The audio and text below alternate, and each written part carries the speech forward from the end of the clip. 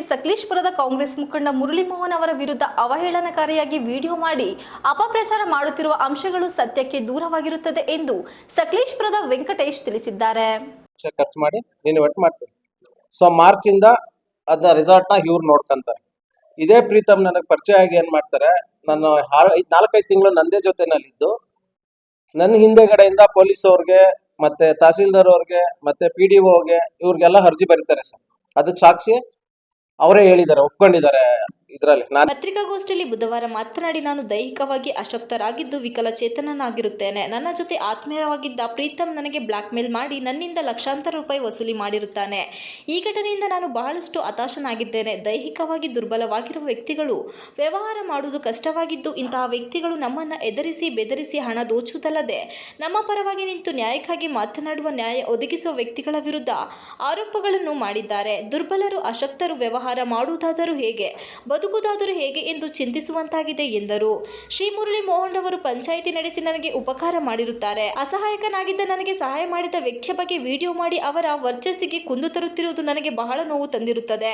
ಇವರ ಬಗ್ಗೆ ಇಲ್ಲಸಲ್ಲದ ಶುದ್ಧ ಸುಳ್ಳು ವಿಚಾರವನ್ನು ವಿಡಿಯೋ ಮುಖಾಂತರ ಬಿತ್ತರಿಸಿ ಅವರನ್ನು ತೇಜೋವಧೆ ಮಾಡಲು ಪ್ರೀತಮ್ ಮುಂದಾಗಿದ್ದಾನೆ.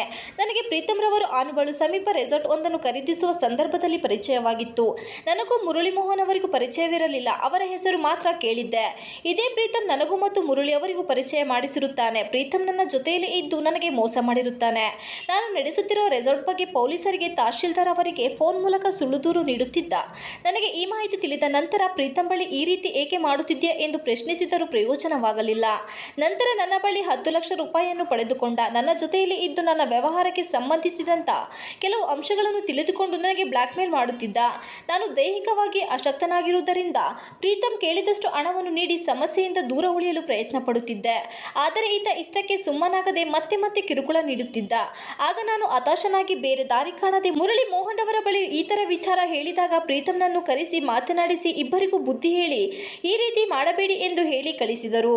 ಮುರಳಿ ಮೋಹನ್ ಅವರ ನಿವಾಸನದಲ್ಲಿ ನಡೆದ ಪಂಚಾಯಿತಿಯಲ್ಲಿ ಅಂದು ಸೇರಿದವರು ಎಲ್ಲರೂ ಸಹ ಪ್ರೀತಮ್ ಹಾಗೂ ನನಗೆ ಪರಿಚಯ ಇದ್ದ ವ್ಯಕ್ತಿಗಳಾಗಿರುತ್ತಾರೆ. ನಾವೆಲ್ಲರೂ ಅನೇಕ ಬಾರಿ ಜೊತೆಯಲ್ಲಿರುತ್ತಿದ್ದ ವ್ಯಕ್ತಿಗಳು. ಹಾಗಾಗಿ ನಾವೆಲ್ಲರೂ ಅಂದು ಸೇರಿದ್ದೆವು.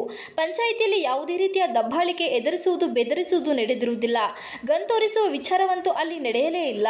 ಮುರಳಿ ಮೋಹನ್ ಅವರು ಒಂದು ನ್ಯಾಯದ ಸ್ಥಾನದಲ್ಲಿ ನಿಂತು ನಮಗೆ ಸಾಕಷ್ಟು ಬುದ್ಧಿ ಹೇಳಿ ಕಳುಹಿಸಿದರು. ನಾನು ಪ್ರೀತಮ್ ಅವರಿಗೆ ಧನ್ಯವಾದವನ್ನು ಹೇಳಿ ಬಂದಿದ್ದೆವು.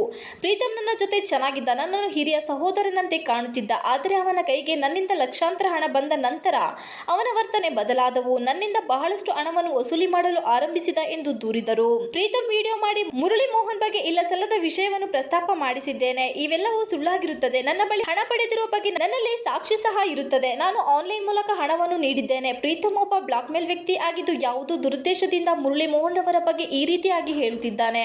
ಮುಂದೆಯೂ ಸಹ ಈತ ಇನ್ನೆಷ್ಟು ಸುಳ್ಳುಗಳನ್ನು ಹೇಳಬಹುದು ಎಂಬ ಕಾರಣಕ್ಕೆ ಸಮಾಜಕ್ಕೆ ಸತ್ಯ ತಿಳಿಸಲಿ ಎಂದು ಹೇಳಿಕೆ ನೀಡುವುದಾಗಿ ಹೇಳಿದರು. ನನ್ನ ಬ್ಲಾಕ್ ಮೇಲ್ ಮಾಡಿ ಹಣ ವಸೂಲಿ ಮಾಡಿರುವ ಸಂಬಂಧ ನಾನು ಪೊಲೀಸರಿಗೆ ದೂರು ನೀಡುತ್ತಿದ್ದೇನೆ ಎಂದು ಎಚ್ಚರಿಸಿದರು.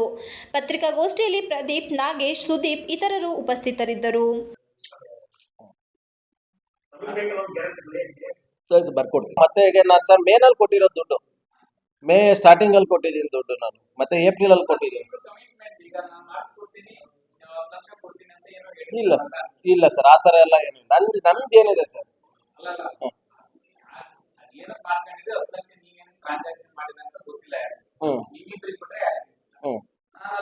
ಇಲ್ಲ ಸರ್, ತುಂಬಾ ಜನಕ್ಕೆ ಗೊತ್ತು. ಅವ್ನು 10 ಲಕ್ಷ ಇಸ್ಕೊಂಡಿರೋದು ಗೊತ್ತು ಎಲ್ಲರಿಗೂ. ನನ್ನ ಜೊತೆಲಿ ಇದ್ದವ್ರಿಗೆ ಎಲ್ಲರಿಗೂ ಗೊತ್ತು. ಇದು ಧಮಕಿ ಹಾಕಿಸ್ಕೊಂಡಿರೋದು. ಇಲ್ಲಾರ ನೀವು ಮುಚ್ಚಿಸ್ತೀರ ಸರ್. ಧಮಕಿ ಹಾಕಕ್ಕೆ ನನ್ಗೆ ಬೇರೆ ಯಾರೋ ಗೊತ್ತಿಲ್ವಲ್ಲ ಸರ್. ಹಾಸನಲ್ಲಿ, ಈ ಹಾಸನ ಡಿಸ್ಟಿಕ್ ಅಲ್ಲಿ ನಾನು ಬೆಂಗಳೂರಿಂದ ಬಂದಿರೋನು. ಅವ್ರು ಹೇಳ್ತಾರೆ ನೀವು ಲೋಕಲ್ ಅನ್ನೋದು ಹೆಂಗ್ ಬಂದ್ ನಡೆಸ್ತೀಯ ಅಂತ. ಮೊನ್ನೆನೂ ಹೇಳಿದ್ರು ನೀವು ಲೋಕಲ್